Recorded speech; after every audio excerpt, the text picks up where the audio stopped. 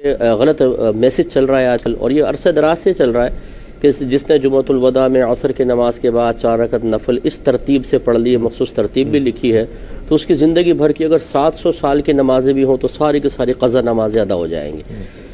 میدان عرفات میں جہاں یہ صحیح حدیثوں میں ہے کہ انسان کے تمام حقوق العباد میں کی گئی کوتاہیاں معاف کر دی جاتی ہیں، وہاں بھی فقہا یہ فرماتے ہیں کہ نمازیں قضا کرنے کا گناہ معاف ہوگا، نمازیں تو ادا کرنی ہی پڑیں گی۔ اور یہ افلاطون ایسا نکلا پپو پان والا اس دور میں کہ اس نے مطلقاً 4 رکعت نفل پڑھو اور پوری زندگی قضا نماز معاف ہے۔ اچھا، اور ہمارے بے وقوف قسم کے عوام جو ہے وہ نہ قرآن کو سنیں گے نہ حدیث کو، نہ اللہ تعالیٰ اور اس کے رسول کا صریح پیغام قلب پہ کوئی اثر مرتب کرے گا۔ اس قسم کی باتیں بڑی اثر انداز ہوتی ہیں، اور وہ باجماعت، بلکہ بعض اوقات میں نے اپنی آنکھوں سے دیکھا ہے باجماعت نماز ادا کرتے ہوئے اس قسم کے نوافل، وہ بھی عصر کی نماز کے بعد جہاں نفل سجدہ ہی منع۔ اچھا مصطفی، یہ پپو پان والا جو ہے اسے اس بات کا احساس نہیں ہوتا کہ سوشل میڈیا پر اور مختلف ہینڈ بلز کے ذریعے لوگوں تک اس طرح کی انفارمیشن پھیلانا کہ جس میں لوگ